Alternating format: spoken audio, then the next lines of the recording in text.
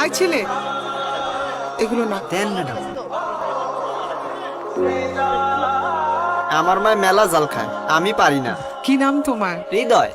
বাসায় কে কে আছে? মা আর ছোট বোন।